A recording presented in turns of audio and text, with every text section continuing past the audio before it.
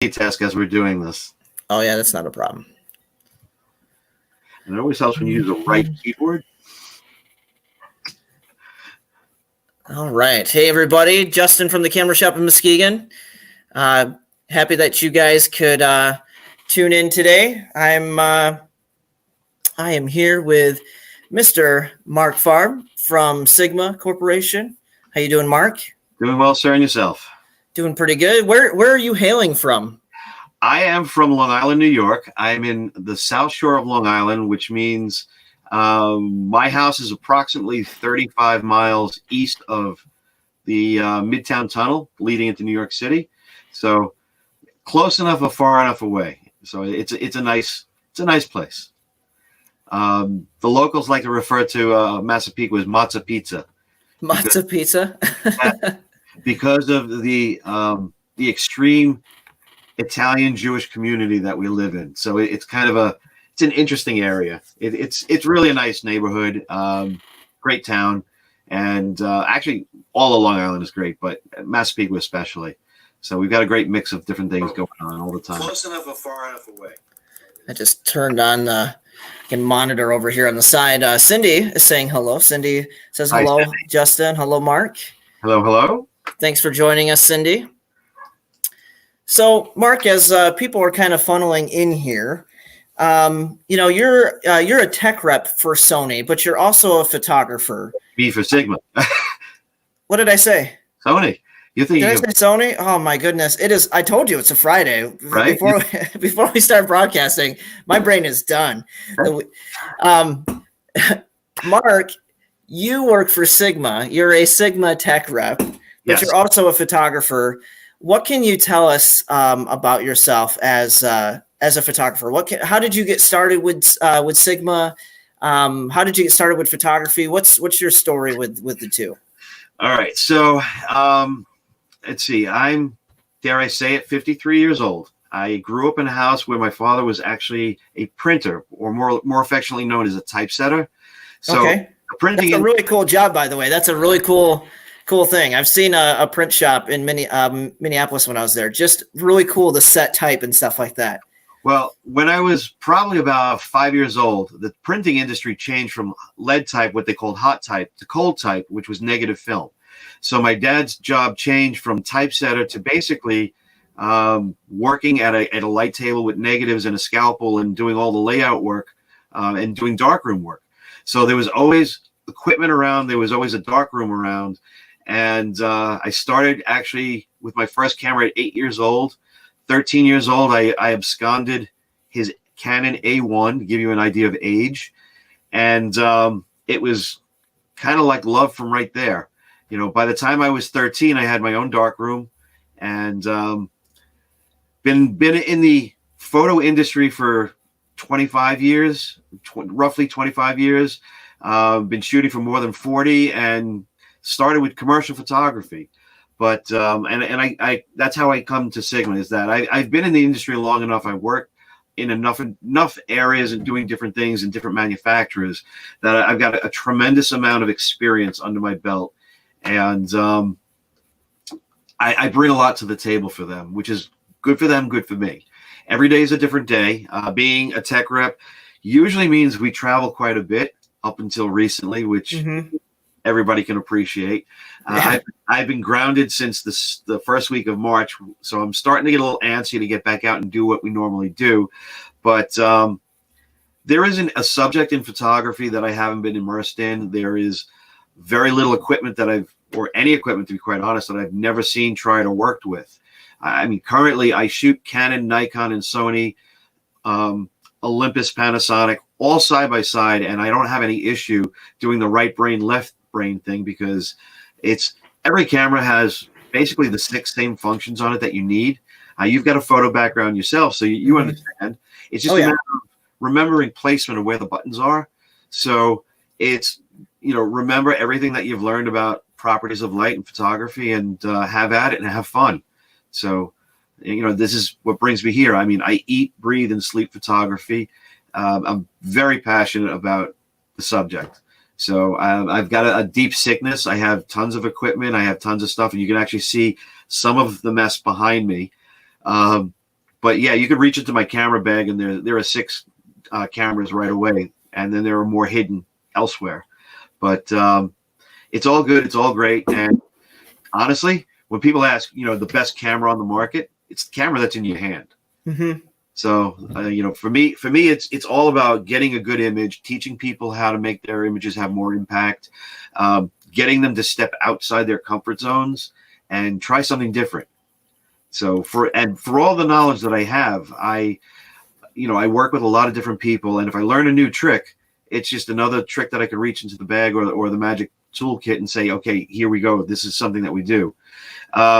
One of the other things that I've actually done more recently, or I do a lot more recently, is I do a lot of aviation work, and I belong to a really cool group of guys, an association called ISAP, which is International Society of Photographers, which allows me to do a lot of different really cool things. And these are some of the best aviation photographers in the world.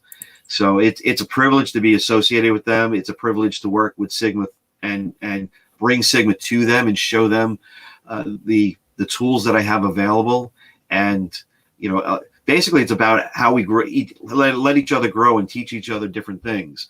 So there's no such thing as somebody knowing too much or too little. It's let's all get out there and have some fun. Yeah, I think that's, by the way, Bianca says, hey, fellas. And she said that she loved the fact, because there's a little bit of a delay. She loved the fact about the best camera is the one that's with you, and just having kind of that repertoire of, the repertoire of cameras, and just kind of keeping that knowledge in the back of your mind. And I know Noah's jumping on, and he's saying Sigma 105, so he's already talking about the, saying macro rocks. But I just kind of wanted to throw those guys out there and just let them know that, hey guys, thanks for tuning in. So Marc, you belong to this aviation society for photographers. You said that you're a commercial photographer. Yeah, Noah says people should also print more, and I highly agree with that. Absolutely. But can you tell us kind of what some other things are that you've worked on? Like, what does it mean to be a commercial photographer for me, or a lot of people in West Michigan? There's a lot of retail photographers, people who are going to take senior photos, people who take wedding photos, baby photos, family photos. But what does it mean to be a commercial photographer? Well, it's actually, for Sigma, it's very beneficial because part of my responsibilities are creating content and making or doing different projects, but it also helps me when I'm presenting because I have such a broad knowledge of photography. I can stand up and talk about lots of different topics, straight from the hip. There are some of there are 7 tech reps for the company, and we each have strong points, and it's a real interesting group of talent that I work with, but each one of us brings a different strength to the table, if you will. But I'm very well versed in a lot of different things, so I can jump in and help or take the lead if I have to on something. So like when we're doing a trade show, up until recently, one of my responsibilities was actually the gallery. So Noah, talk about printing. We're doing 40 by 60 inch, backlit transparencies. So not only am I working with the photographers that shot the images, but making sure the editing is done perfectly. The printing is done on a material called Duratrans, or it was. Now we're doing a few different things for some of the newer shows. So just making sure that the images are on point, everything looks good. Reviewing images, I meet a lot of photographers, but a lot of people want to be ambassadors. So they'll bring forth bodies of work. And again, the fact that I do have a printing background, I can sit and pixel peep on an image. I can look at an image and kind of pick it apart and say, okay, here's what's right, here's what's wrong, here's where we need to improve, or can we go back and fix this or change that, or the next time you shoot, think about this. I've set up and done shoots for different things. So when you see certain ads in magazines, it's not just like it happened that way. You have to sit down and storyboard a subject. You have to research models and talent and the area. what equipment am I using? What do I want to convey with the images that I'm doing? Who's my audience today? Who are we talking to? So you've got to be able to kind of duck and weave in there and kind of bring things full circle. So one day I could be talking to birders or people who are into aviation. The next day I could be talking to people like today where, macro photography, shooting at home, shooting with what you have. So product photography, shooting things that you want to put up on eBay, maybe close-up photography, stepping out of your comfort zone and learning how to do a portrait. One of the funniest things that I ever did was we did a hands-on workshop on the East Coast a few years ago. One of the attendees was this 6'5", 340-pound muscle-bound state trooper. I mean, the guy was just all muscle.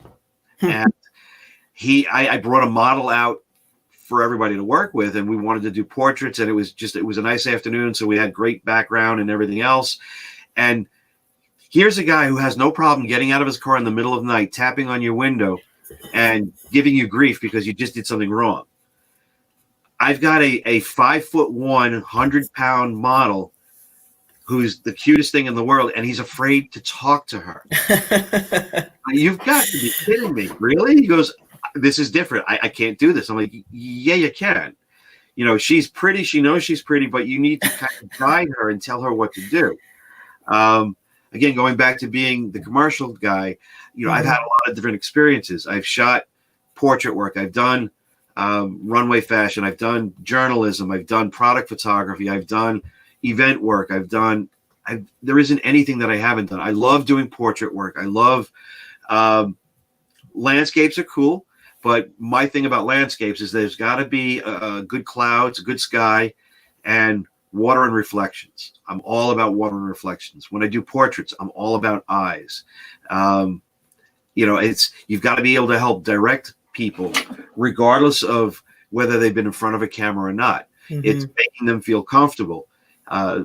Two simple rules to when you're doing portrait work or working with another model, male or female. First rule is you don't do anything that you're not comfortable with. And two, you stop shooting when it's not fun. If it's not fun, it's going to show in the photograph. Yeah. So you want to make sure that everybody's having fun. And if you're not having fun, you're doing something wrong. If you're not getting excited about the images that you're taking, then it's time to either shoot something else or think about doing something else. So to me, you always need a camera in your hand. You always need one at an arm's reach, if nothing else, because there's always something to document. We all get kind of comfortable and use one of these to do stuff, but not for nothing. It's a great reference, or if you have a fleeting idea, you're passing a lot in the late afternoon and you see the way the light is hitting the side of the lot. You know what? Let me take a quick reference of where I am and remind me I need to come back here at this time of day and this spot and do something, because this is the way the light is hitting and it's perfect. The other things that I do again for Sigma is being a tech rep. I love being a tech rep because it allows me to work one-on-one or one-on 100 or 1,000 with customers, depending on the event. We do travel to a lot of different places. So we kind of live out of a suitcase, which does get old, but every day is a different day. Everything is interesting. Everything is different and new. And it's really cool to actually help people and be able to get them excited about what you love doing as well. So, doing different events and shooting different subject matters. One day I could be doing aviation. The next day I'm shooting a wrestling match. The day after that, who knows? It could be just a simple event. When Sigma went into the cinematography world a few years back, I was invited to join the tech reps and upper management at the at a very special playhouse in Hollywood, which was the introduction of the cinematography equipment. And I was asked to actually document the attendees and take pictures of everything that was going on. So I was taking product shots. There were directors and famous celebrities and all kinds of journalists and people up and down the industry that a whole nother world in the cinematography world that I've never met before. But I got a kick out of how intrigued they were with the lenses, the manufacturing part, the interaction with each other, talking to the CEO from Japan, talking to the engineers from Japan, playing with the lenses and doing what they do, only just with a moving version of what we like to do. Moving photos. Right. Yeah. But I was able to do exactly what I love to do. And the CEO was actually, I caught him hawking over my camera, watching me chimp images. And he's just shaking his head and smiling. He's like, "Oh, you do good portrait work. You do nice." So that was actually really cool for him to actually turn around and say something like that. And he was always mindful of where I was and watching what I was doing, because he's like, "You're good.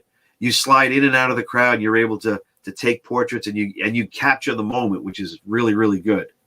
So yeah, I've worked some jobs, and it's always nice to get that feedback from someone. It's always nice when someone approaches you and says like, "Hey, you see that guy over there?" And you say, "Yeah, I see him."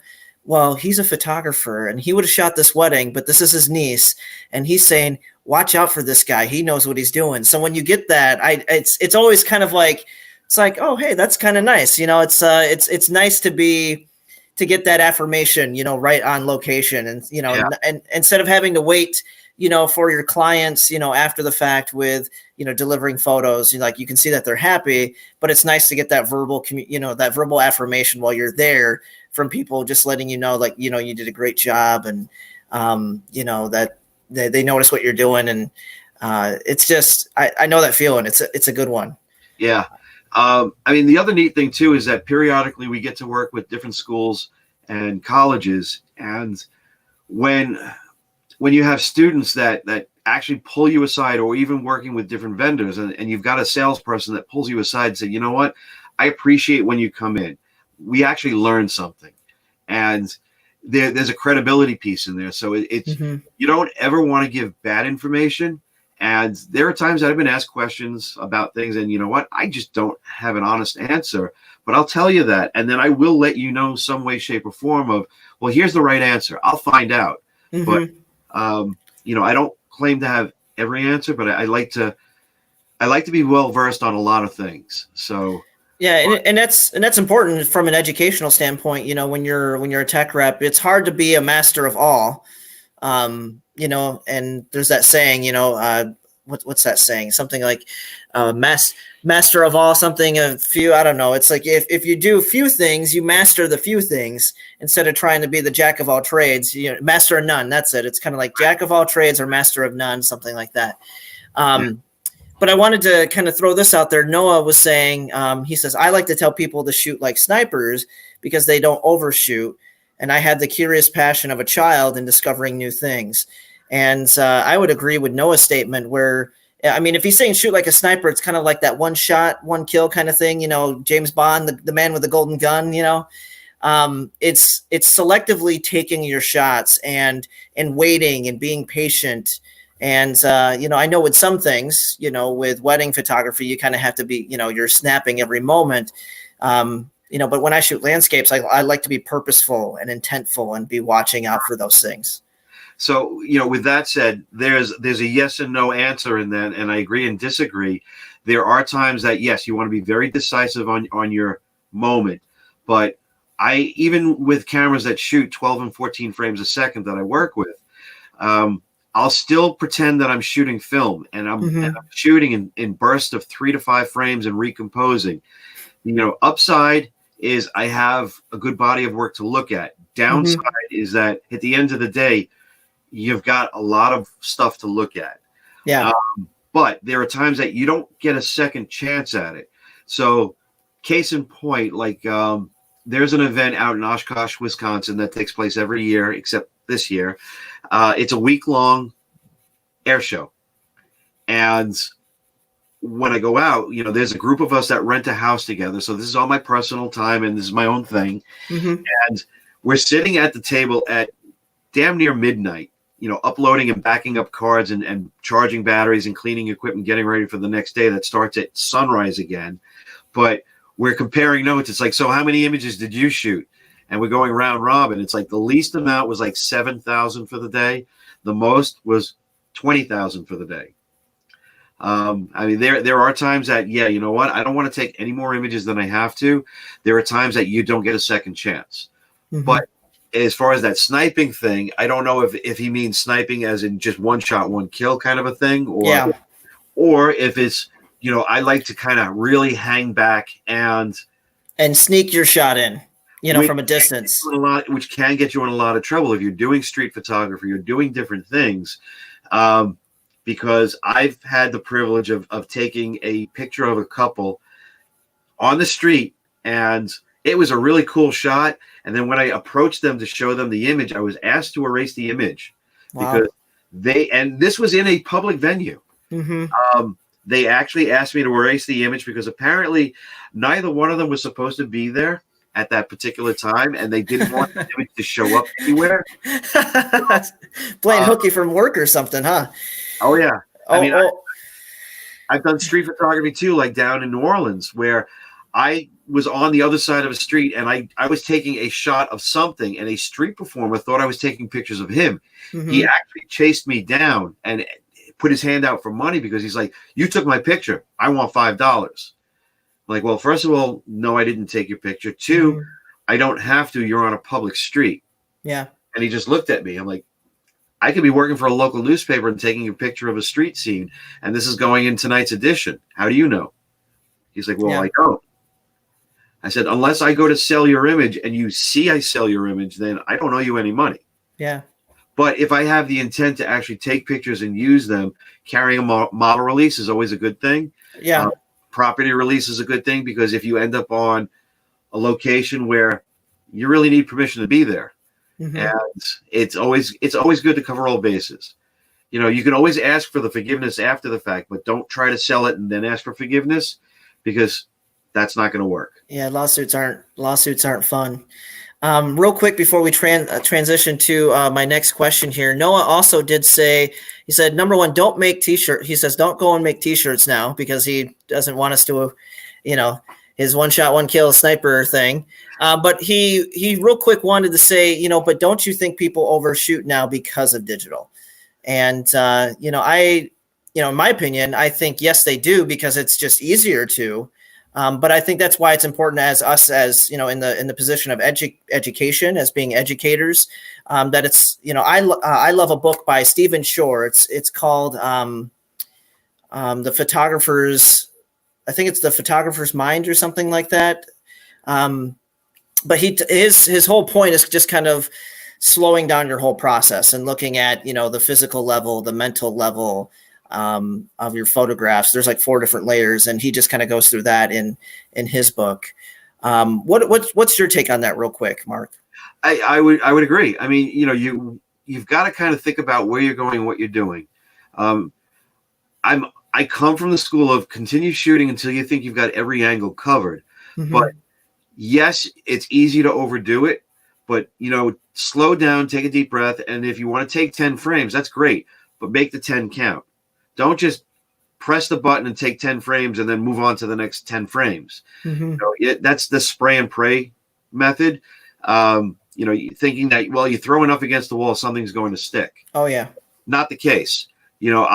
I'll want to make sure that my exposure is where my exposure should be. And I'll keep shooting, because again, if you're doing an event, the expression, sometimes the mouth might be in the right place, or the eyes could be in the wrong place, or that expression changes, and it may not be the first or the second frame. It could very well be the third frame. But like I said, I'm controlling my bursts of 3 to 5 frames.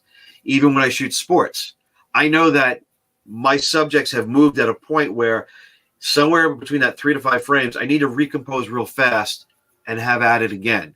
So I know that in that 3 to 5 frames, I've got at least 2 to 3 keepers, if not more. But I want to make sure that I didn't miss something. Mm-hmm. And if it's a landscape, there's no reason to take 4,000 of the same thing, unless you're doing a bracketing because you want to do an HDR image after the fact. Or if you're doing macro work, there's an example of where you can never take enough frames. Because if you're doing true macro, you're actually going to start stacking the images, and you're going to move your focus point without changing your composition. And as you start stacking them, you're going to create a 3-dimensional image on that 1-dimensional page. So when you look at the real high-end photography in a catalog or in National Geographic and these amazing macro shots, it's not done in 1 frame. And that's a misconception a lot of people have. You can get a great shot in 1 frame, but when you start talking about, beyond life-size magnification, your depth of field is so shallow that you need to take more than one frame and move your focus point in and put them together so you actually have a true depth of field. Mm-hmm. So, you kind of dance a fine line with that. You've got to find a happy medium.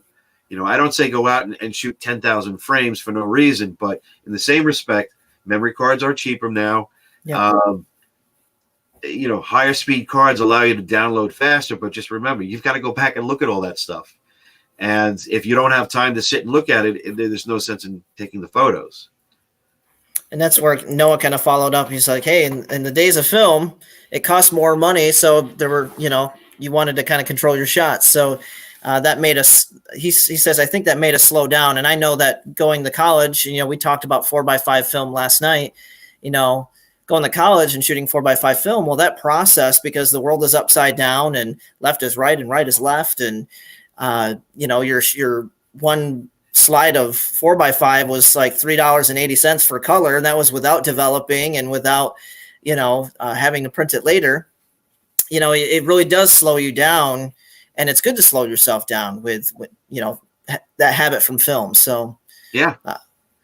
So I don't know if you have anything else to add to that, but that's, you're film was a good thing to kind of slow the process down. And that's why I would kind of encourage and challenge people to kind of treat your digital camera as like a 24 exposure or 36 exposure, and, go out there and try to limit yourself to your captures and be purposeful with what you're trying to capture. So exactly. I mean, back in those days when you were working with a roll of 24, a roll of 36 for 35 millimeter, 1 in 24 and 1 in 36 you were good.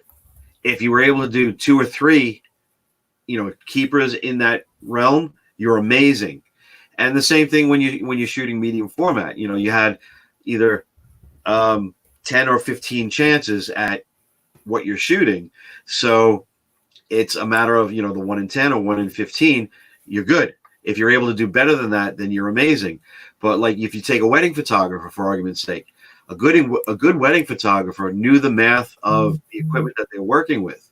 So they knew that if they had their lens set at f8, they could be 6 or 7 feet away from 2 or 3 people and not even look at the camera and just talk to them and snap away and know that every frame was in focus, because his depth of field and his angle of view and everything else predicated on the lens he was shooting with, well, everything is in focus, and all I've got to do is just know that here's my exposure, my shutter speed and my film speed are set.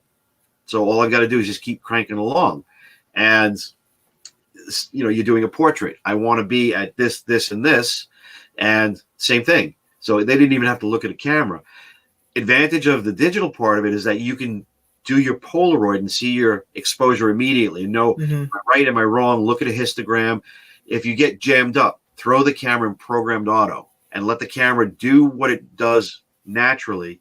See what it did, because it's going to give you the best exposure with what you've got combined in that kit, whether it's the kit lens or an 85-1.4 or 105 macro, or whatever you're shooting, it's going to give you the best exposure. So start there, and then again, you just can kind of build upon that. And I did find what book that is. Stephen Shore's The Nature of Photographs. That's one of my favorite go-to books. So with that being said, we're kind of transitioning from,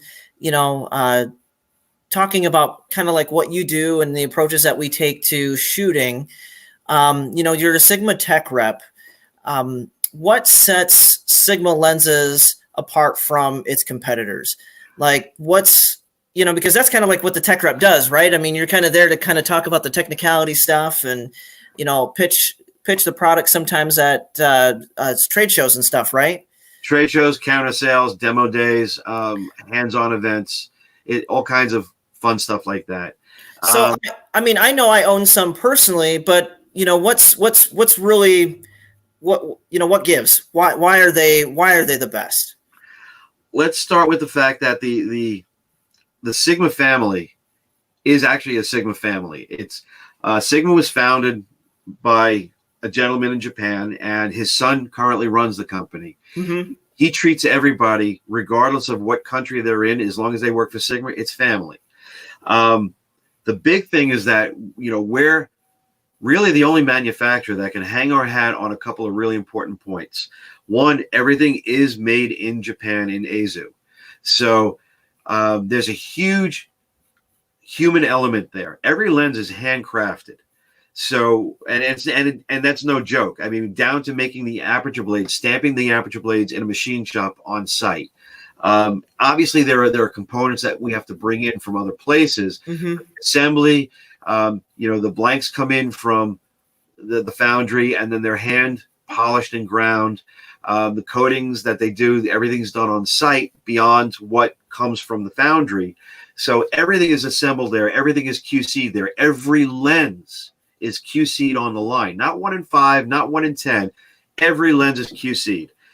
We have a machine that we designed called the A1 testing machine.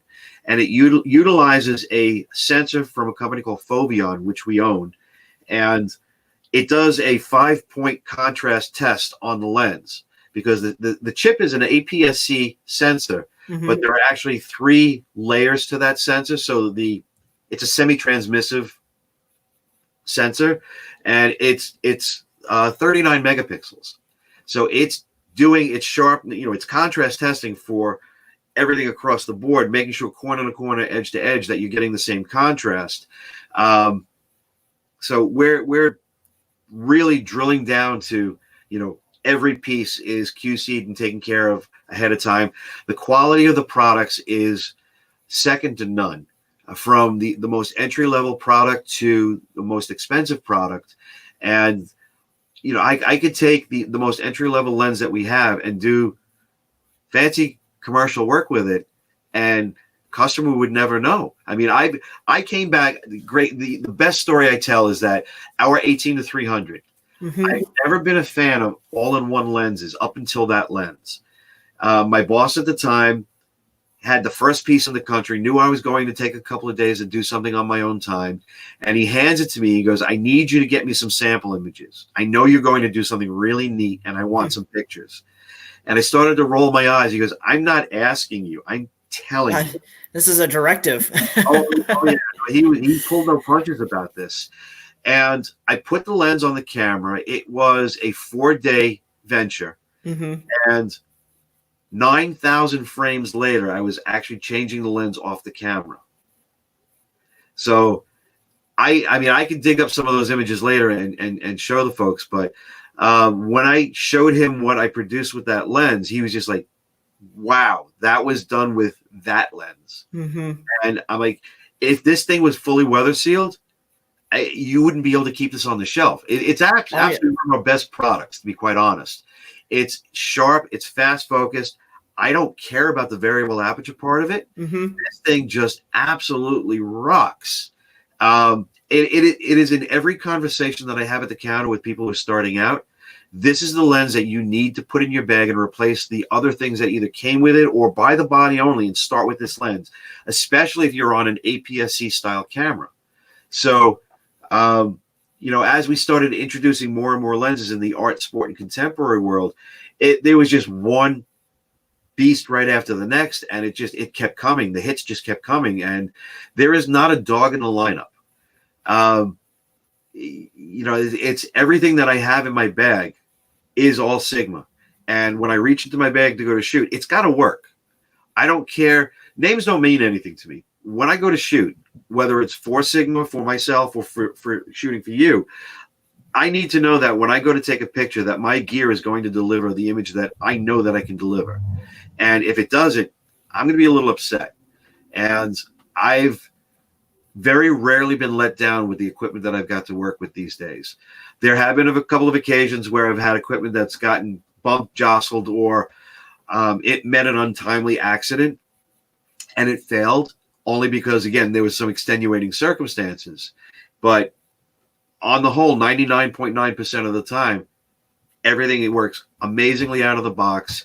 And if something goes south, I have to stop and look at it and say, what did I do wrong? Because it's not the lens. The lens did exactly what it's supposed to do. So it's just dynamite equipment. What goes inside the equipment is all state-of-the-art electronics, componentry. The build construction is the best by far. There's a lot. The biggest complaint we get from people is that the lenses are heavy. There's a lot of glass. You want sharp images, you need glass. You want a fast lens, you need glass. You need light to get to the sensor. I don't go down that road. I don't think about that. People complain about, muscle memory sometimes. It turns right or it turns left, or it turns the opposite direction. Guess what? The fact that the lens is affordable and it delivers the performance that it does, I'm going to get past that real fast.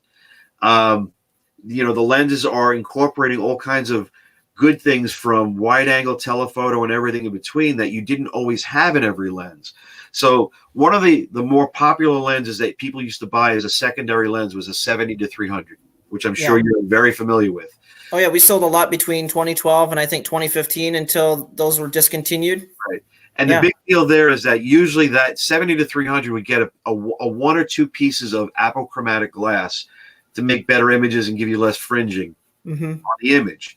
And you would only find that in a telephoto lens usually.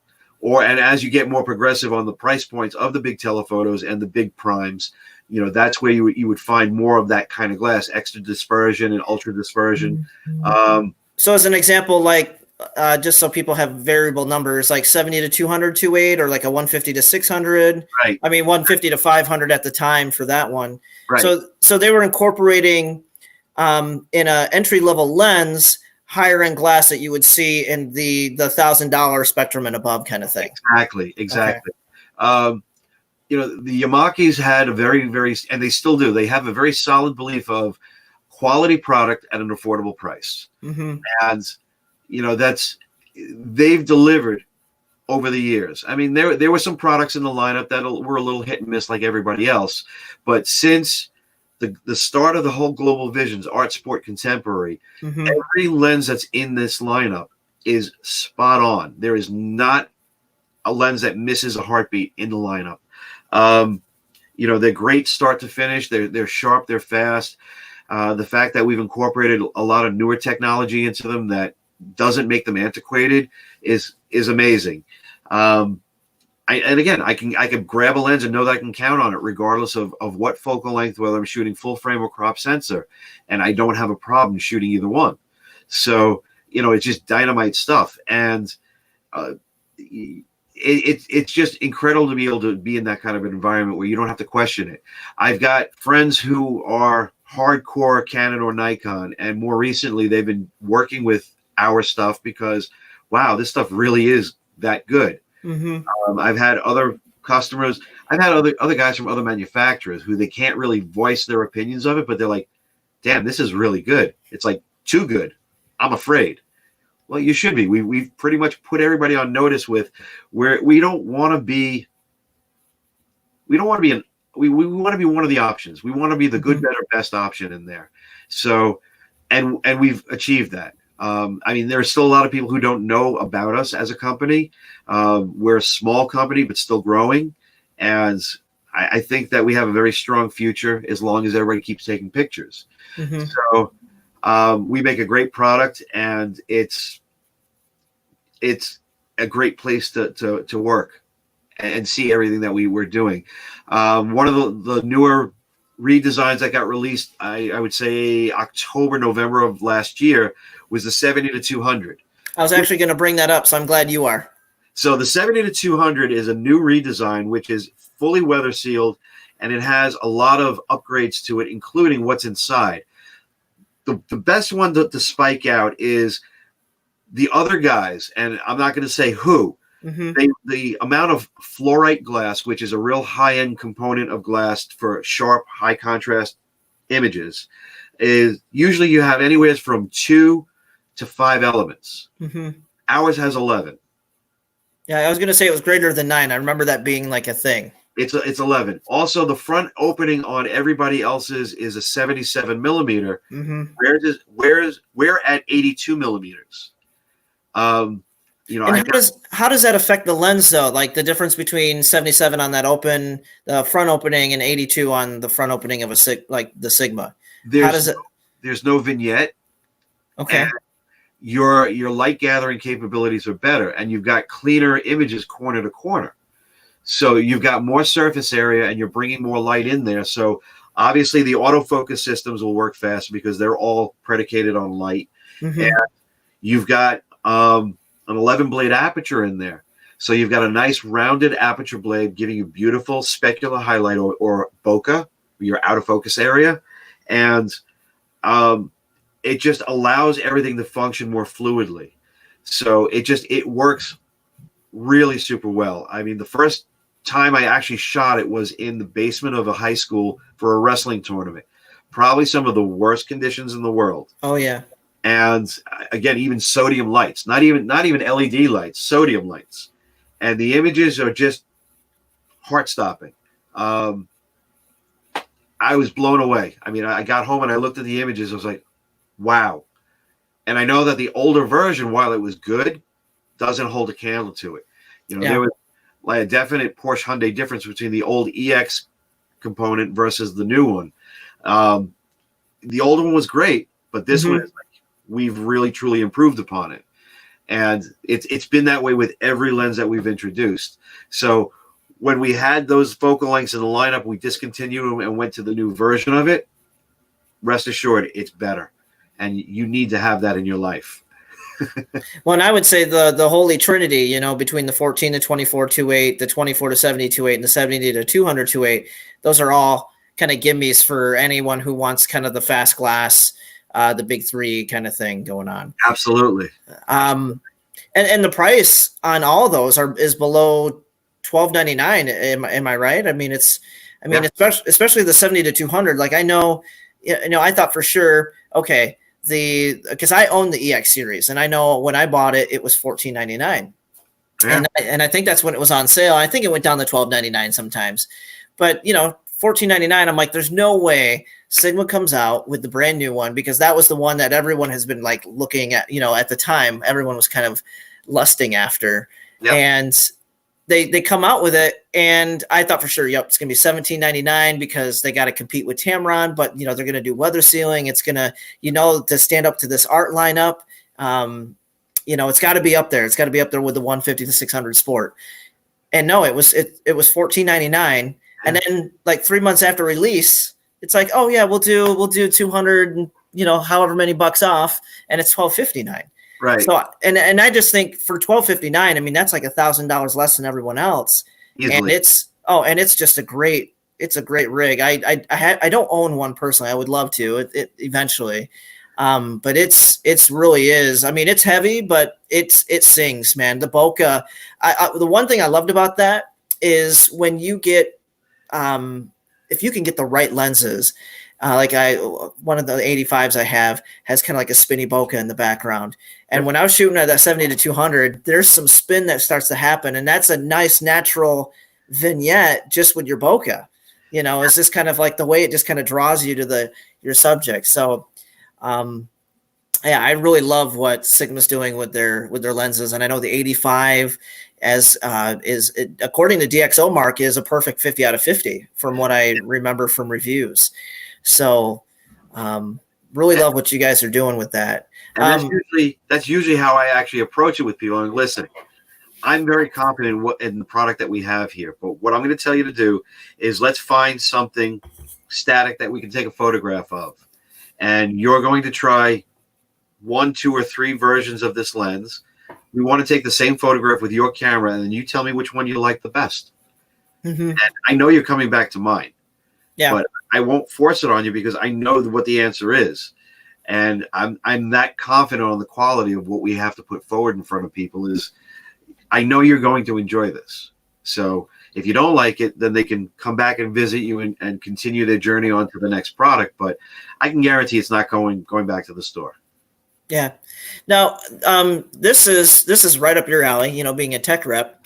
Todd Marcs is a bird photographer. I know he's big on owls and things of that nature. But he says, how about an extender that will autofocus, or that autofocuses on the 150 to 600? And I think Todd has, if he does have it, he's got the 150 to 600 contemporary. Okay. So what's the answer to that? Because I know you guys have the T, 4014? 1401, which is a 1.4 teleconverter, and then we have the 2X, which is the T2001. Now, here's the fun part. It has nothing to do with the lens itself. It's more predicated on your camera body. So depending on what body you're shooting and where in their lineup that you are, most camera bodies will cut autofocus when your minimum aperture is above an f5.6 or your starting aperture. Mm-hmm. So like when you put the lens on the camera, you're at 4.5 to start with. So there's no issues and you got autofocus straight through. You put the teleconverter on there, and you end up jumping up to f7.1 as a starting aperture. So like on a camera like a 7D Mark II, 7D Mark II recognizes f8 as a minimum aperture. D500 gives you f8 as a minimum aperture. You've got to see where in the lineup if your camera recognizes f8 as a minimum aperture, so you can use your teleconverter and still have autofocus. That said, there is a caveat. So depending on the lighting that you're in, condition-wise, all autofocus systems are driven by light. And when they can't focus, they will revert to the sensor focus and they'll hunt. So there are times that if your light is really challenging, you might be better off throwing it into a manual focus and doing that anyway. Mm-hmm. But just because you throw a teleconverter on there doesn't mean you lose autofocus, but it's really predicated on the camera. So you've got to see where in the lineup the camera ends up. And would you say that the days that we're talking about the quality of light, obviously on the day that you're shooting, the Midwest, a lot of Michigan gray days out here. I know we're one of the cloudiest cities, at least in Muskegon, one of the cloudiest cities in the U.S. outside of Seattle. Is it something like right now we're blessed with sunshine and blue skies? Would you say that a hard light day is like really the best day to shoot with teleconverters? Actually, any day that you want to shoot with one is fine, as long as you can find contrast in what you're shooting. Mm-hmm. So if you're shooting at dawn or dusk and the light is really not there yet, but you've got a great opportunity in front of you, you may want to do a manual focus because you're basically fighting shadows anyway, and you're definitely going to play around with metering and go to a single spot meter in order to open up the shadows and get some detail. But and then you've got all of the other components that go in there to shooting in those kind of conditions. So you've got to play the exposure triangle bit, and you may or may not have autofocus, and it may hunt a little bit, but the more you fine tune the settings that you're working with, it shouldn't be an issue. So if you've got the underbelly of a bird and you're in a shadow, but there's mm-hmm. a point where you can discern from the neck and the torso of the bird, you can nail the shot. Or if you're able to grab, if the claws are a different color, like you're mm-hmm. doing eagles, just for argument's sake, female eagles aren't the most beautiful birds in the world, but they're big and they're eagles, so you don't want to not photograph them. So there's a lot of brown feathers, and again, you're shooting into a shadow of brown feathers. It's kind of like trying to take a picture of a blue sky. You've got to find a point of contrast. So that difference between light and dark on the subject that you're trying to photograph. Right. And so narrow your points down and give the camera as much help as you can, and mm-hmm. not just throwing it out there saying, okay, here we go. Boom. That's it. And I know with, and he's got another question I'm going to pop up, but I kind of wanted to put it out there that, with shooting owls, I've seen enough owls that when people pop them up, and you look at them next to, they blend in with the trees really well that they're perched on, which I think is really amazing. I'm like, geez, I didn't really think that they were this well camouflaged. And when you look at a lot of that, the color of tree bark, on a good day or a bad day, as far as light is concerned, it's kind of that middle gray area. There's not really that good distinction between, like a quarter tone or a 3/4 tone, or that pure white to the 3/4 tone. Right. That kind of served that up. So he said, so could it potentially not autofocus on a Canon 70, but autofocus on a 60? You've got, like I said, you've got to double check your owner's manual and see if your camera does give you f8 as a minimum aperture. Off the top of my head, I don't remember if the 6D does or does not. The 5D is supposed to, So the fact that the 60 is kind of like the entry level of the 5D, it may not. I know that the 80D does not, or the 90D does not. So, but the 7D Mark II does. Which is a sports camera. Right. Yeah. And the original 7D also should give you that. So I guess he's kind of following it up with crop to full. So maybe he's making the comparison, maybe not model per se, but really the difference. Does it help if it's a crop sensor or full frame? Because with full frame, you obviously have a bigger sensor. There's more light, hitting that area versus the smaller area, or it's, maybe it's the same. Or is it being predicated on the sensor technology itself, which you're saying it sounds like each sensor, regardless of crop sensor or full frame, if the minimum aperture is f8, it will autofocus. More than likely, it'll have the opportunity to autofocus with a teleconverter. Right. I mean, the autofocus systems in itself, they're a separate system within the cameras these days. It's not like the original days where it was all combined on one circuit board. You usually have 3 different circuit boards inside that camera body that are working on, one's doing exposure, one's doing processing, and one is doing focusing. So you've got 3 different things going on at one time. And as far as full frame versus crop sensor, as long as you're filling your frame with what you're photographing, there's no issue one way or the other. Full frame obviously will be more forgiving in higher ISO conditions. Mm-hmm. So, I mean, you can play that game, but also, well, what do where are your comfort levels as far as ISO goes? So you've got to, there's a lot of pieces of the puzzle that you have to kind of look at, and there's really no black and white answer to that. There's a lot of pieces to the equation. If your camera has f8 as a minimum aperture, yes, a teleconverter will focus on, or the 1.4 teleconverter will focus on the 2x, not on that lens. Because there's not enough light coming in at that point. Correct. And it's the camera that's actually shutting down the AF. Okay. So it's the camera that's working against you because of the way that they kind of, it's like a governor on an engine. It's governing the aperture. So if, you can't autofocus beyond f11 or f16. Right. It's just saying, like, I'm night blind. I can't see. So I'm just I got to hold your arm, and you got to kind of like pull me along.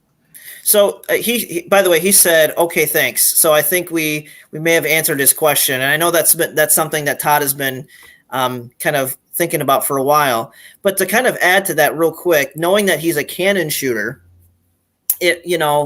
what would be what would the 2 cameras, like if you're looking at the top crop sensor and the top full frame, what would be the ones that would work best with a teleconverter and in conjunction with the 150 to 600? Like I said, I'm a fan of the 7D Mark II because I've got one in my bag. It's a tried and true workhorse for me.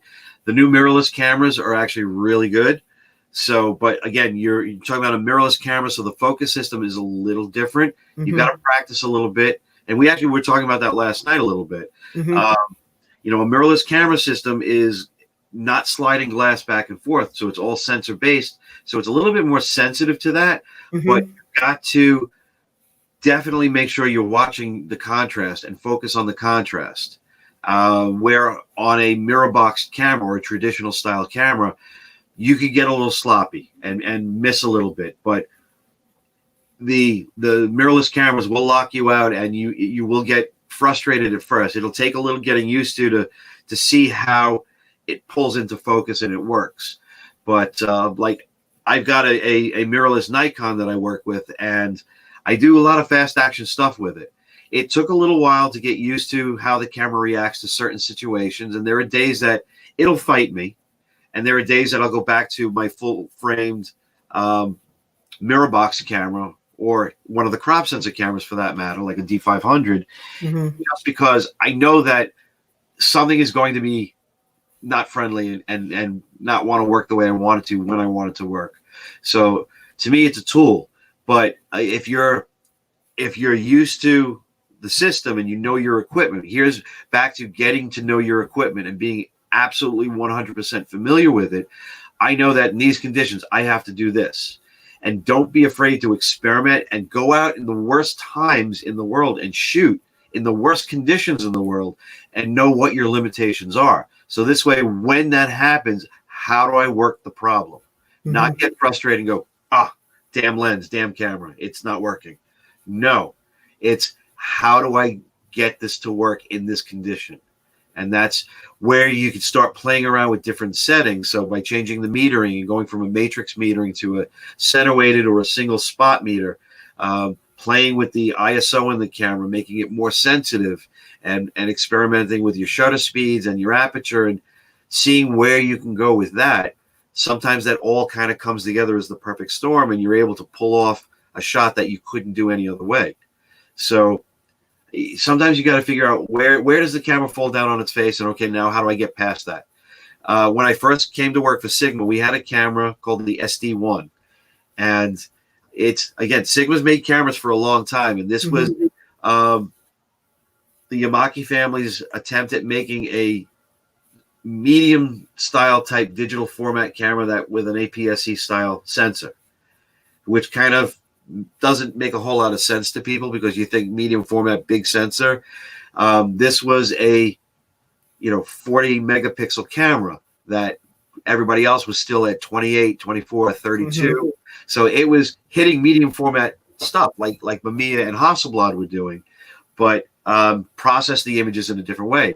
This camera, Speed Demon, it wasn't. It was rated for like 3 frames a second, but when you were shooting action, it was more like 3 frames every 4 minutes. It's you don't take a medium format camera out and go and try to shoot football with it. But if I'm going to do a landscape or I'm doing studio work and I'm in a contrived environment, you can make this thing sing. I intentionally took the camera into an ice rink. I set up with a model, an ice skater, a figure skater. I set up lights. We choreographed the whole thing for Sigma. And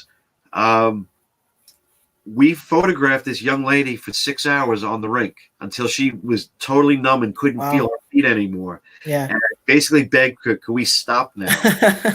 And I made the camera do things it wasn't supposed to do and shoot things that it wasn't supposed to shoot. That year at CES, we printed that image and hung it as a banner. I think it was 4 foot by 9 foot on a tapestry that they hung in the booth. And that actually was the daughter of one of our marketing people. And it was kind of interesting because shortly thereafter, another manufacturer just magically had a campaign using the same exact type of photograph of a figure skater wearing the same kind of outfit. I was like, well, at least I know I did something right because they copied what I did. What is that? What, flattery is the emulation or something is the best form of flattery or something like that? It was the funniest thing in the world because my boss actually pulled out a print ad and goes, "Doesn't that picture look familiar?" I'm like, "Yeah, it does." Yeah. So, and it was neat. I mean, it was a lot of fun. But again, the camera is a phenomenal studio camera. But would I go shoot sports with it? Oh no. It's I like taking things and making them do things that they're not supposed to, and show people that I don't accept the word no. Yeah. Stretching the limits of what you can do. Now, since you mentioned sports there on the tail end of it, before we kind of jump to our next thing, because we were going to kind of quick review some quick macro tips before we closed out. Noah did ask, what do you think of the 120 to 300 f2.8 for sports? Absolutely phenomenal lens. It's a go-to. You can add the 1.4 teleconverter to that, and you have a 180 to 420 f4. It is still faster and sharper than the competition. Wow, like a prime 400 or I'm just thinking of the competition. Like what other lenses is it going to be sharper than? Because I know that you've shot sports and you've shot aerial stuff, so you probably shot those big lenses at some point. I have. So what would you say? It's like it's because what is the price point on that? Like $32.99 or something like that, or you're in the neighborhood of that. Yes. Okay. Both Canon and Nikon make a 200 to 400. Okay. And I was doing an event where a gentleman showed up with his brand new D5 and his 200 to 400 was bragging about this combination. I said, so I'll tell you what, we were shooting polo, and I said, I'll tell you what, humor me. I handed him the lens with the teleconverter on. I said, take my lens across the other side of the field and shoot them side by side and compare them, and come back at the end of the day and tell me what you think. He came back to ask me, what do you think that the guys at the other place are giving me for the 200 to 400? I've had USA Today photographers tell me on the QT, I like this lens a lot, but I can't publicly tell you that. And I can't mention names because, again, they're sponsored by other people. So, oh, that's it. Okay. So, it's funny when you've got somebody who has the other equipment and they go, wow. And the fact that I can shoot the lens from 120 to 300 at f2.8. I mean, the version that we have out currently is probably like the 6th or 7th version since we started making the lens. It's a sports version, right? That is a sport version, okay. So it is fully weather sealed. It is built like a tank. It is a beast. I can vouch for the abuse that lens can take. Another manufacturer that shall remain nameless decided to introduce that lens back in January, and I got a quick text from one of my newspapers saying, "I'll call you after I change my pants because I just wet myself from laughing at the price point that they introduced the lens at." And it's like, they reinvented the wheel and put something out there that nobody else has done before. Mm-hmm. Hey guys, I've got a tried and true product that has proven itself many times over. Every time concert photography, to shoot back from the soundboard with this lens, I did this with somebody at an event, and the guy was like, "Oh dear God," and he's like, "I got to get one of these. I've never seen this before." Shooting the sidelines, adding the teleconverter, shooting it by itself. I'll do portrait work with it. I've actually got some images that I've shot with it wide open at 2.8, doing portraits of people with it. Concert work, sports photography, wedding work, event work. It is an absolute go-to for everything. If I can make my backpack bigger and carry it and get it on the plane, it would be with me everywhere. Yeah. I mean, I can only carry so much at one time. So, but it is always one of the pieces of equipment that I've got with me when I'm working. So it is a go-to. It's a very important lens in my lineup.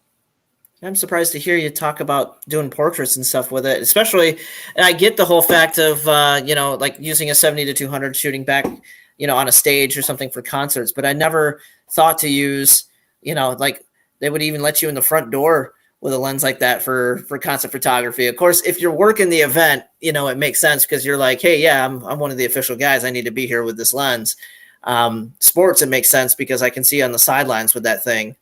And it's fully weather sealed, right? So if I have it connected to the right body, I'm going to be okay in a rain or of some sort. Absolutely. Or just get a, WeatherTech shield on it and you're golden, to cover your camera and everything else. I've gotten yelled at by some of my buddies in the industry because it's like, I'll go out with my camera and lens, they're weather sealed and I don't have a rain shield on. He goes, you're crazy. I'm like, no, it's weather sealed. What am I worried about?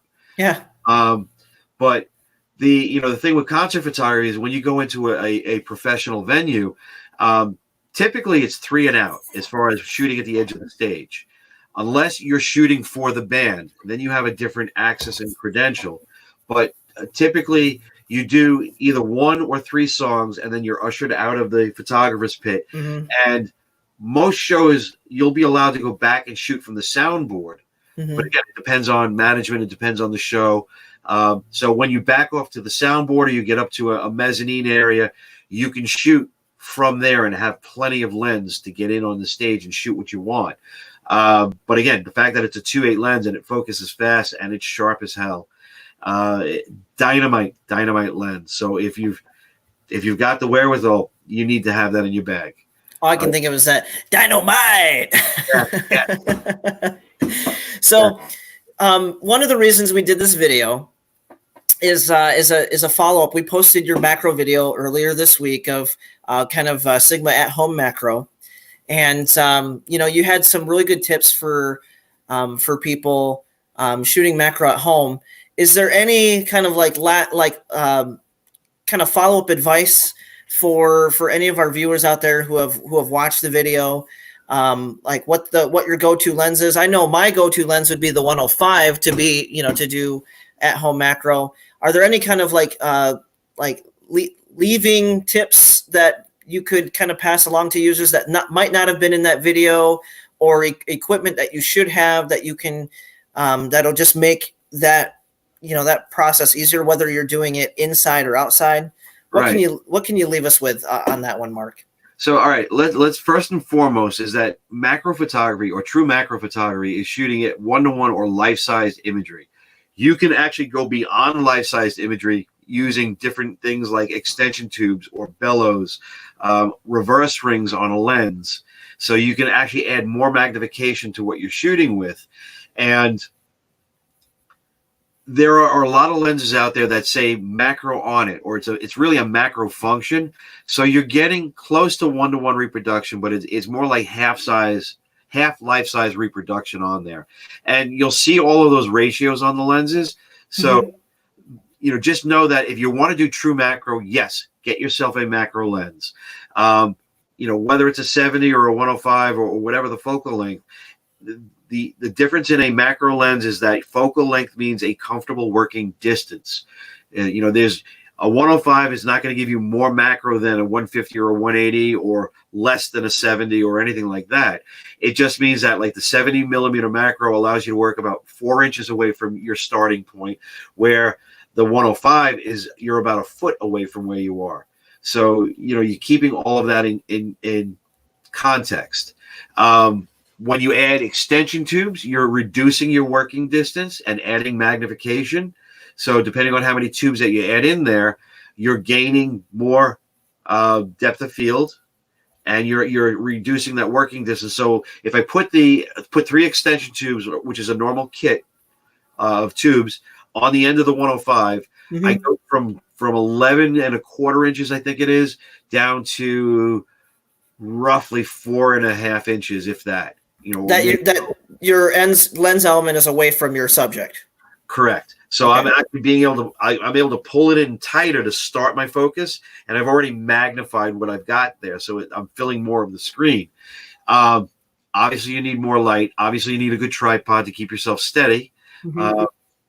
But these are the things to consider. And honestly, you could take a telephoto lens like a 100 to 400 or your 150 to 600 and add extension tubes to it and do pseudo macro photography or real good close-up photography with that rig as well.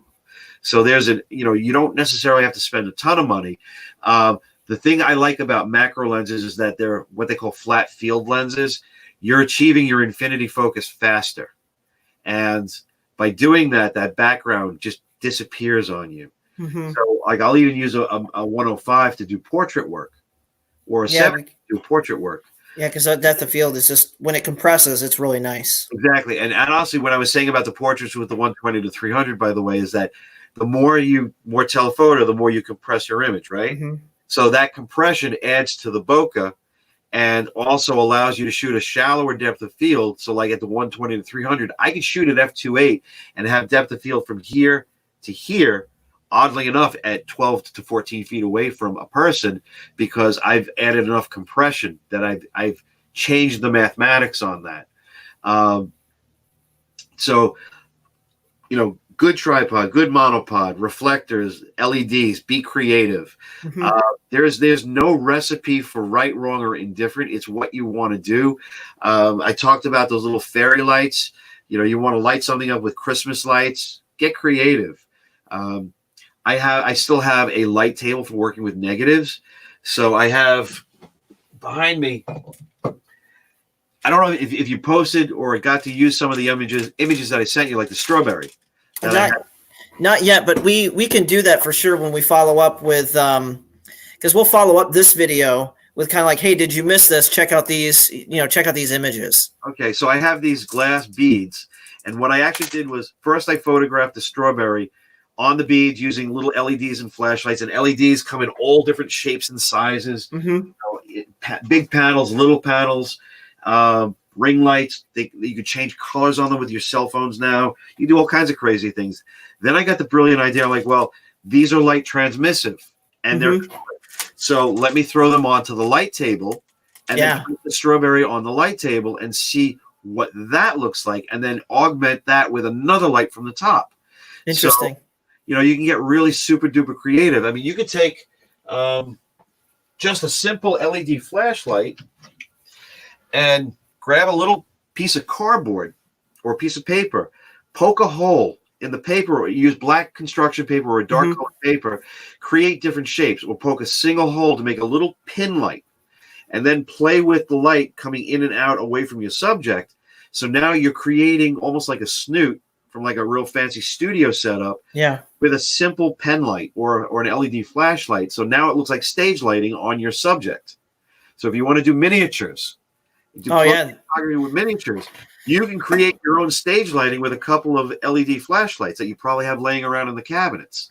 Another fun one is when I do working at night, I'll go, I don't know, the light is washing this out. I've got a red LED light stick.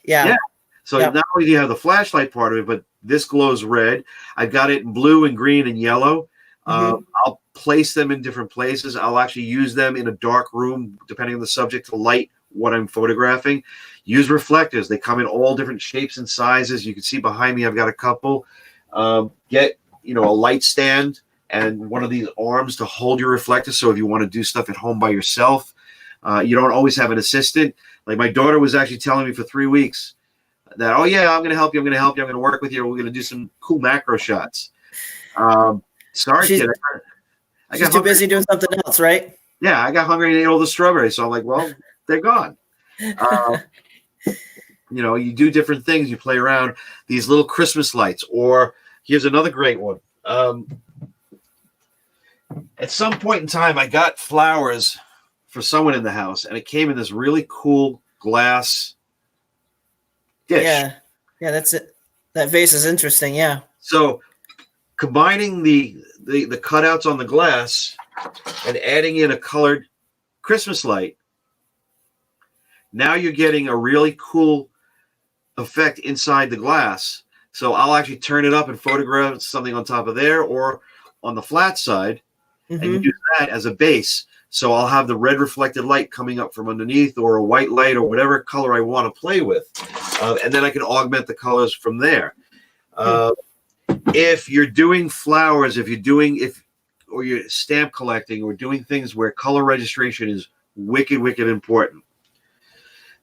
Because being that light comes in all different shapes, flavors, and colors, and daylight could mean 14 different things depending on the manufacturer of a light bulb. Little doohickey like this, color check passport. Yep. This is a spectrally neutral device. It doesn't care about light. So what happens is you take this as a reference frame, just fill 20% of your frame. When you bring it into Photoshop or Lightroom, you take that little eyedropper tool and you sample this. And by the way, this could be a RAW or a JPEG. Doesn't make a difference what format you're shooting. Sample that little white box. All of a sudden, boom, you've got perfect color. You can apply that white balance to the rest of your images. All your images, as long as your lighting setup doesn't change, right? The direction you're shooting from. Well, if the lighting changes, then take another reference shot. So like when I'm doing stage work, I will have the guy in the light booth, who's usually really bad, set up, show me what you got for the show. And he'll hit me with what he's got, and I'll take a quick reference shot on the stage. So even with the LEDs, I can get pretty darn close and make the performers look normal. If not, then there's also the black point reference that is usually pretty accurate, because black is black. I try to avoid white point reference only because there are so many variations in white. So it depends on if there's yellow, red, or blue in the mix. You're going to get a different variation, and the skin will definitely change. But those are pretty simple. I mean, any of the lenses that you want to work with are really great. The 105 and the 70 are definitely huge choices for macro work. And again, price point wise, that 105 macro is just, you can't beat that price. Yeah, it's $469 right now from $969, and that's like half off. And it's it's a phenomenal lens. I know that we've had some employees who have come and gone through the store, and that was they liked it so much that they they're like, hey, that's the first lens I want to buy when they can make their employee purchase because they love to do macro. So yeah, the 105 is just, and then you can use it for portraits. That's the other thing too, is that it's not a one size fits all. Did you have any examples that were, because I see you've got your mouse. Do you have any examples right there? Yes, actually I do. So again, back to the whole thing with using a telephoto lens too. So in my personal world, I have a thing for dragonflies. Mm-hmm. I have a personal connection with dragonflies. So, and depending on who you talk to about that, if you're into that kind of thing, there's a lot of different explanations. But I have there's a very deep personal reference to it, and I have a deep love of dragonflies for a reason. So let me actually drag my mouse back over here, and I'm going to do a screen share. The image that I'm about to show you is done with the 150 to 600 contemporary and a set of 3 extension tubes. Oh, wow. Okay. Handheld straight up at noon. Okay. Worst time of day to shoot. Yeah, high noon. So let me hit the screen share here. And I'll add this to the feed once we get it up. Okay. And I want to do this, and then I want to do that and do that. So, and I'll add this on right now. So that is done handheld straight up at noon with the 150 to 600 contemporary. Is there a way to zoom in, Marc, on your end, like zoom into the eyeball or with the viewer? Or I'm gonna try. Sometimes it doesn't like to play nice. That's okay. Oh, nope, because we're in. I can't not on this setup right now. I can't. Okay. But again, it is not the absolute perfect macro shot. Oh, sure. But the detail that I have on the wings, and here's another thing for you too, because of how shallow your depth of field is. Mm-hmm. This is the reason that even though I'm shooting at f/16, and by the way, wow, you're shooting at f/16 on this? Yes, because I can see the fall off. I can see the fall off on the wings past those second Marcs, the second set of Marcs. You can start to see the depth of field start to fall off. So here's the fun part about macro and again doing different things like this, because of the properties of the lens normally, and the fact that I've changed the properties, it's achieving its infinity focus faster. So even though I'm at f/16, I really need to be at like f/64. Wow. In order to get depth of field like you're talking about, or be able to take multiple frames and start my focus on one corner of the wing and work my way all the way through to the other. Now, happens that this guy hung out for a little while, and I didn't know if I had time to get the tripod or not. Yeah. I will probably try to recreate something like this year and make sure I've got a lens and a tripod handy and ready to do this. But I did it handheld, so I couldn't really get the registration focus-wise that I wanted, but I was really happy with what I got here. So what you're seeing again is when you start playing with the depth of field calculator and you're changing all of these properties, you've really got a narrow depth of field based on your shooting distance. So if I were shooting further away, I probably could have actually gotten more depth of field out of it, but I was just so excited to be able to fill the entire frame with what I had in my hands. I just kept shooting and thought it did a pretty decent job on its own. And this is where that stacking comes into hand. So again, the other thing too is, like, if you know that you've got dragonflies or animals that come into an area, set up your equipment ahead of time, and don't be afraid to actually have a cabled or a wireless remote set up so you can actually not have to touch the camera. Focus on the flower, get everything that you want. I know Canon also just introduced some new software that you can do almost like live streaming from your camera. So basically you could shoot remotely or shoot tethered to a laptop or a computer, run a cable and shoot through Lightroom and shoot tethered. So this way you can actually control everything that's going on and move the focus point, move the zoom, and do what you need to do based on what you want to do. And stack the images and take 10, 15, 20, 30 images and put them all together so you can see every little vein in the image. There's a guy out there that I love looking at his macro work. One of our former ambassadors, Roman Kurichek. But there's also a good friend of mine, Dave Maynard. If you look at Dave Maynard's macro photography, he's just absolutely off the hook. But he sits there and he will painstakingly stack 20, 30, 40 images. Dave Fitzsimmons, another great macro photographer. Dave travels through the Midwest and he's got a dozen books out on curious critters. He's like the end all be all when it comes to macro photography, to be quite honest. Yeah, and we got to see him. For those of you who are tuning in, Dave Fitzsimmons was at our store last year for our summer tent sale. So we had the luxury of seeing him for that. So, and here, my friend came back to visit me on a different afternoon, by the way. Now, quick question for like an equipment question. Would you use something like, is it prudent to use a macro rail in that situation, a gimbal head, or just like a standard ball head? What would be kind of the best? I mean, with the 150, especially with the 150 to 600, but let's just say we're using the 105. Is there any particular head that you would use over the other? Well, the ball head is if you're kind of running and gunning and walking through the arboretum and doing flowers and stuff, that's going to work well for you. The gimbal, it's not a fast moving subject. You're not. It's not like you're doing birds in flight. So the rail, on the other hand, if you really want to drill down into your subject and do some really cool things, that fine focus rail and manual focus is going to be the trick and the true key there. They actually make compound rails. I know ProMaster actually makes a just a single rail where it gives you a nice fine focus, which again, you take the camera out of autofocus, go into manual focus, and get within your range of what you want to do. Look at the scale on top of the camera, and it'll tell you how far you need to be away from something for the most part.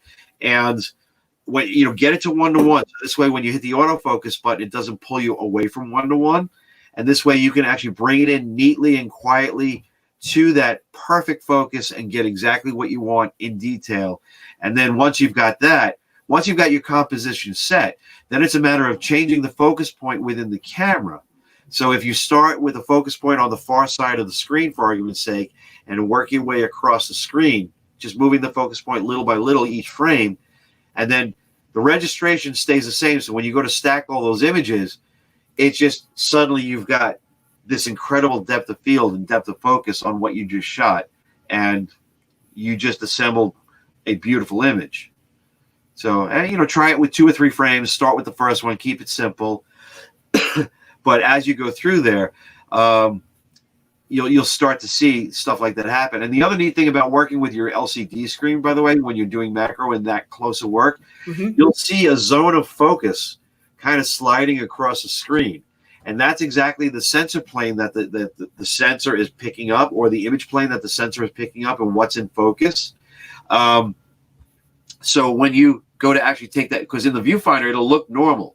The LCD will tell the whole story and show you exactly where you're in and out of focus. Excuse me. And that's where also be careful. Don't think that just shooting at f/16 or f/22 that is going to be beautiful, because you also experience something called diffraction. And, there's a sharp point where the lens is not so sharp anymore, and it's important to know where that is. The 105 macro and the 70 macro are actually 2 of the only lenses that I know of in existence that I can work with that I've never experienced any diffraction from start to finish. It's not commonplace. I know there are a few other lenses out there that do that, but the 105 I bank money on all the time, because again, I know that I've shot at f/22 and it is absolutely perfectly spot on, and there's no loss of sharpness. And even Dave Fitzsimmons has published images shot at f/22, because sometimes you don't get a second chance and you just need to go for gusto and get what you need. But I mean, even here, you can see the hairs on the back of this little guy's neck with the combination of the rig that I have, and because of the direction of light. Yeah, it's crazy what you're able to capture there. So, and this one I threw the lens into manual focus, and I think I actually stacked a 4th extension tube on there. Wow. And the sun was dropping. It was late afternoon. And I worked this, and he just hung out for me. So again, one of those times that I walked in the yard, he was there, and I was like, I need to take advantage of this now. Mm-hmm. And he didn't move. That's good. So, and then he got bored. He said, all right, I'm done with you. I'm out of here. That's what they do. Fleeting moments, right? Yes. Well, we've got about 5 more minutes. I wanted to sneak this question in, and then maybe with the last 5 minutes, any kind of other images you might have there to share. Mike Tieford asks a very important question. He goes, why doesn't Sigma make more lenses to fit an Olympus camera? That's one of those difficult questions that I don't really have a good answer for. There was a time that we had about 15 lenses in the lineup. We were part of the 4/3 consortium, and Olympus chose to move away from their full 4/3 platform and go with the mirrorless micro 4/3 format, which is the same sensor, just a mirrorless format. The market share there is a little smaller. Okay. And we need the market share to really come up before they go ahead and start introducing additional products and tying up resources and inventory, because as it is, our factory is working at 110% capacity right now. We still get yelled at because we don't have anything for Fuji. So at least we have a few offerings for the micro 4/3 folks. Olympus and Panasonic are extremely expensive options. While they're great equipment, but they're just expensive options. I'm sure at some point that something else will happen, but Japan doesn't tell us what the roadmap is, and when they release something, when it's ready to be released, they'll release it. So I wish I had a better answer than that. Yeah, I found that out the hard way with that 70 to 200. It was kind of like, hey, when are you guys gonna do that? And it's kind of like, well, they'll let us know it's time. Yeah.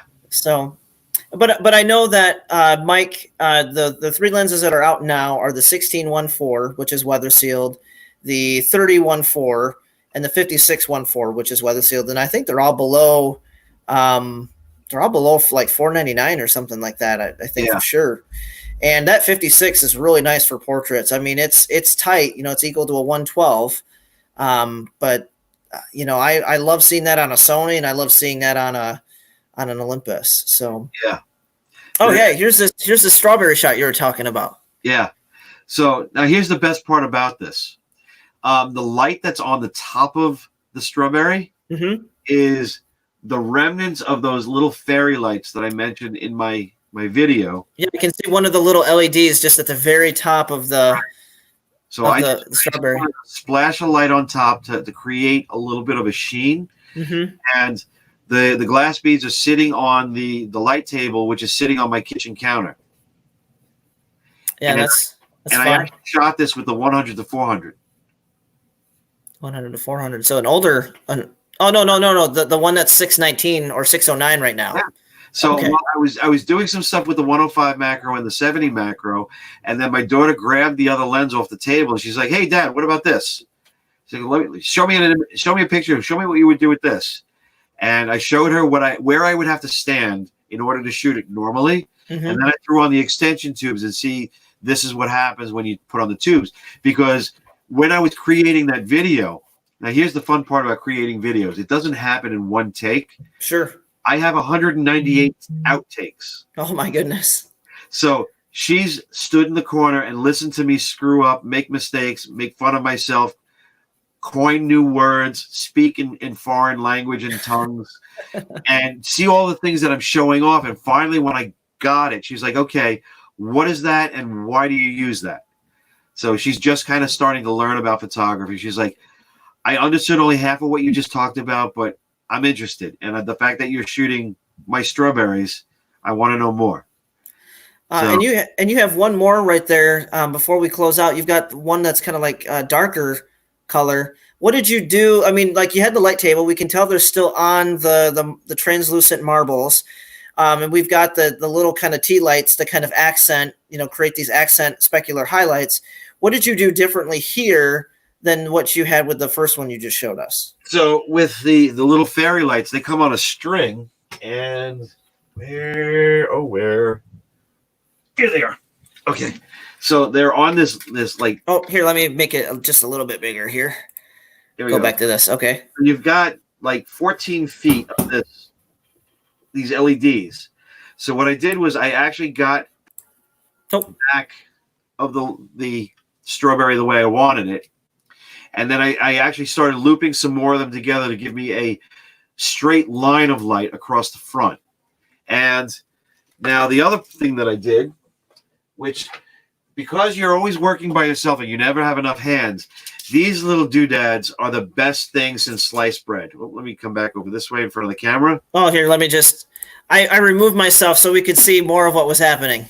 So you've got a clamp that goes on the table or onto something, and then there's a secondary clamp to actually hold what you're doing, and these things are bendable and positionable. So I actually had this clamped on the side of the table, and I had it holding the lights where I want them. Yeah, and I've got something actually that we carry that I have right here, actually holding my cell phone, so I can see our stream live. So if I had to full screen it for some reason, but that's very much like what you have, and that's Dinkum. This is by Dinkum, and this actually has a 1/4-20 thread right here on the tripod mount for a cell phone. So that, and I know that you mentioned, I think you mentioned Lumicubes or something in your presentation, or you've got Lightra, you've got Lumicube, you've got you've got Nanlite. I mean, there's all different brands and shapes and forms of them.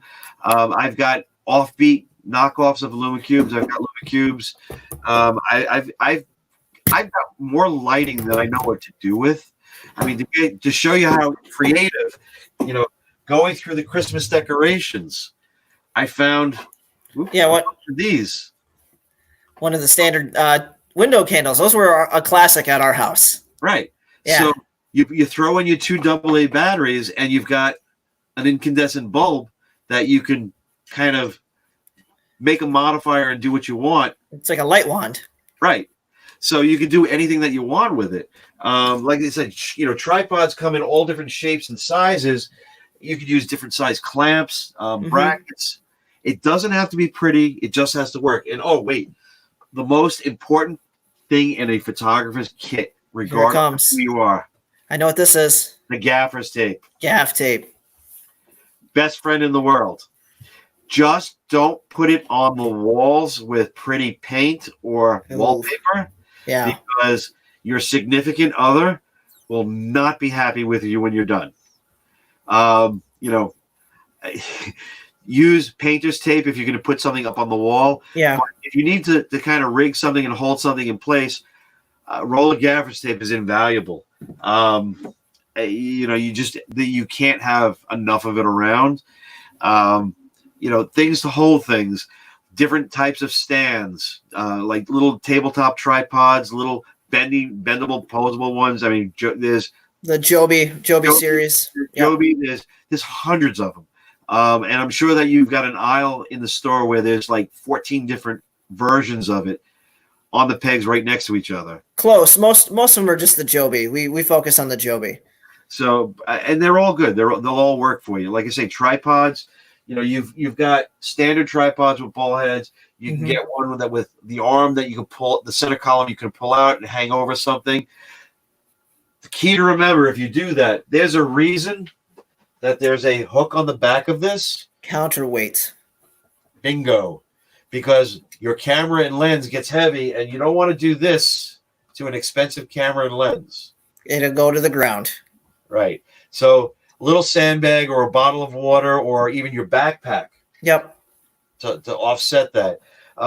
Get yourself a handful of carabiners, because carabiners are great to clip things on.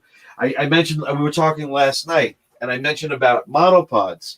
Some arboretums around here will not, like the Bronx Botanical Garden, will not let you bring a tripod in there. They don't care who you are. You could be God himself, and they won't let you in there with a tripod.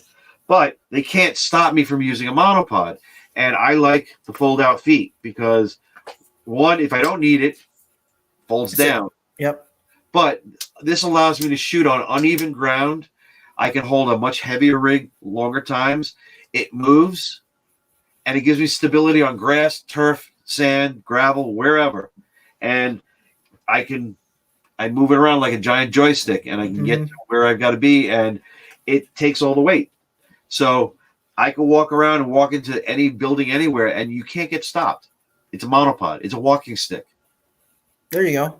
And can you argue that? Like, well, this is my walking stick. Just grab it. And, it also works great for crowd control too. Yeah, I just stick them. So if you really want, if you're standing in line waiting to get into a place and you really want to mess with somebody that's in front of you, extend it and then poke somebody that's 3 or 4 people ahead of you and see the reaction that they get for the person that's right behind them. I'm not kidding. Don't ever do that. Please don't. Yeah, that's a terrible idea. Only if you know the person, which I've done. Yeah, that's fun. And they start looking around. Hey, who's poking me? But no, I kid you. I'm just joking about that. Please don't ever do that. Yeah, but it's an invaluable tool. And again, I'm missing my carabiner because it's holding something else to my backpack right now. Mm-hmm. But usually I have a carabiner on here, and when I don't want to carry it, it goes on my belt, and it's nice and tidy. They make these in all different flavors and sizes and shapes. You decide how big or how small you want it. When you're sitting somewhere and you want to just sit on a little bench or a little stool, I actually have a fold-out stool that collapses that I can throw in my backpack.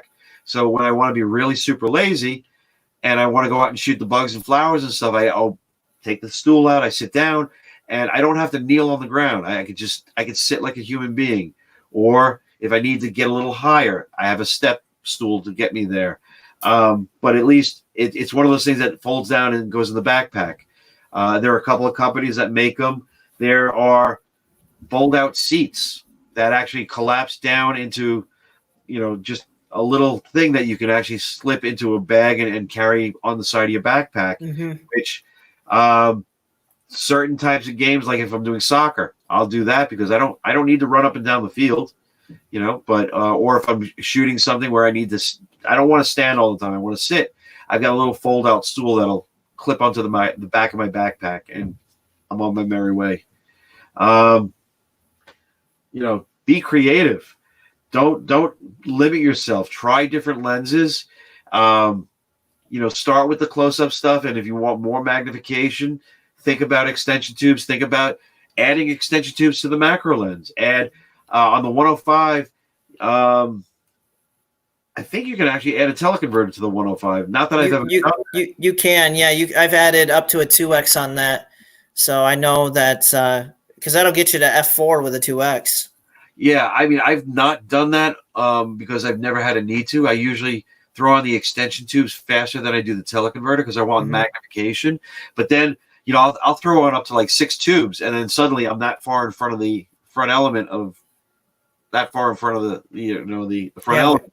What you're shooting. And, again, you've got to light what you're shooting, so those flashlights come in handy. So you've got to be able to light what you're doing. So you can put the light in there. Yep, because that's the one thing you're going to do is block your light. And the neat thing about doing macro and close-up photography is you can do it in your house morning, noon, and night. Create your own backdrops by printing some images on 8.5 by 11 or 1319 paper. They don't even have to be in focus. Go outside and take pictures of the sky, the trees, rocks, different textures, and intentionally blur them.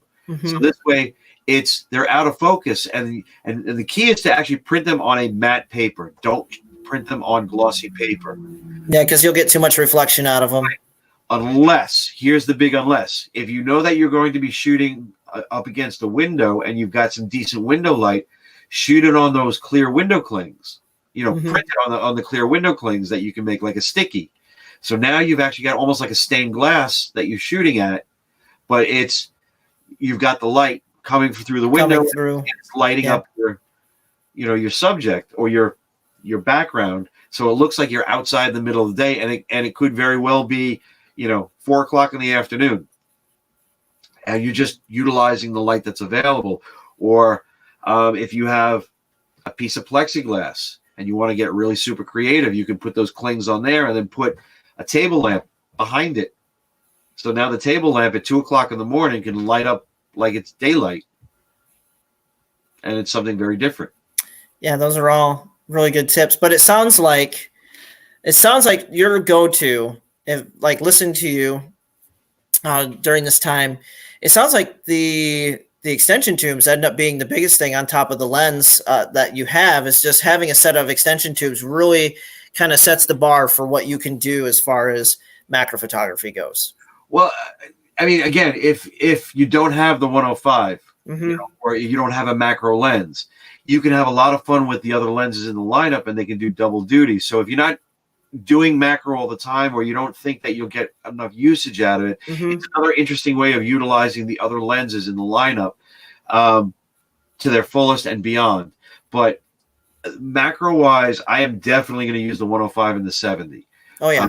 Because I want life-size reproduction, and I'll even incorporate the tubes with the 105, like I said, because I want more magnification. I'll take something super tiny and magnify it to the point where I'm half of my screen or 3/4 of my screen, and it could be like a little ladybug. So by incorporating the tubes with the 105, it allows me to get 2 or 3 times magnification, or up to 4 times magnification, and make that tiny little speck that's 1/8 of an inch in diameter look like it's 4 inches wide. Yeah. So you're able to change the properties of those lenses and make them work. Like I say, I love using macro lenses for even other things beside macro. But true macro, your go-to is a 70 and 105. The idea that you could take telephotos and do macro work with them is kind of neat. And you can get real creative because, again, you're changing the properties of the lens and using it for something that's not really meant to do, but it's doing it. So I like to incorporate that even on like the entry level stuff, like the 18-300 has a great macro function on reduction, and you're down to about 4 inches by itself. And then it has a dioptic piece that you can add in front of it, which is getting you just under 1:1, and you're about a half inch away from what you're shooting. So you have great opportunity to shoot macro with a lot of different lenses. 1770, another great crop sensor option in there. There were older versions of the 2470 that had a macro function in it, but being able to have just close focus capabilities and increase that, you're taking that macro to a whole different level with multiple lenses and multiple tools. So you're able to have a lot of fun with a lot of different things. It sounds that way. And for anyone who needs or wants any of those, any of that equipment that Marc has mentioned, we can take care of you at the Camera Shop in Muskegon. We do have the 105 in stock, ready to rock, and we can get you a set of extension tubes. We got the tripod stuff, anything that's macro, we got you covered. So Marc, I mean, this always seems to happen to me sometimes, is that we end up talking about things that we love so much that we end up going over the allotted time that we kind of set ourselves up for. So I wanted to thank you for the additional time here this evening. And can we do this again sometime soon? Absolutely. You tell me when you want to do it again, and I'm all for it. So if everybody wants to let you know how we did, things that they want to talk about or go a little deeper, I'd love to do this again. You're a great host. And again, you're talking about one of my favorite subjects, so we could go on for hours. I mean, I could pull up hundreds of images and keep going on and on, but I know everybody's got to probably go grab some dinner and do some different things. And again, I would love to do this again. Yes. So with that being said, for those of you, if you're still watching live, or if you're watching this video after we've recorded it here, we just ask that tell us what you would want to see from Marc. I know we don't have a list of what you shoot. You've told us about it, but if you guys have any kind of suggestions that you'd like to see from Marc, he is a tech rep, so he can talk about the equipment. So even if he's not shooting it, he can speak to it. So feel free to put that in the comments below. And all I got to say, Marc, is from the camera shop of Muskegon and from our viewers here in West Michigan, thank you so much for joining us this evening and giving us your time to do this Facebook Live. I can't thank you enough for supporting us. No, my pleasure. I had an absolute great time. And like I say, I love you guys are a great bunch of people. Anytime I can help and do stuff, more than happy to. And it's a great subject. So it's easy to talk about things that you like doing. So. Oh, yeah. I get drone on for hours, you know. And I'd like to thank everybody for taking the time out of your day and stopping in and visiting with us and listening in. And please ask Justin all kinds of questions and let him know what you'd like to hear and what you want to talk about. And I'd be more than happy to jump back on it and do this again with everybody. Thanks, guys. And thank you, Marc, again. Thank you so much. You're welcome. Have a great night. Have a great night, everybody.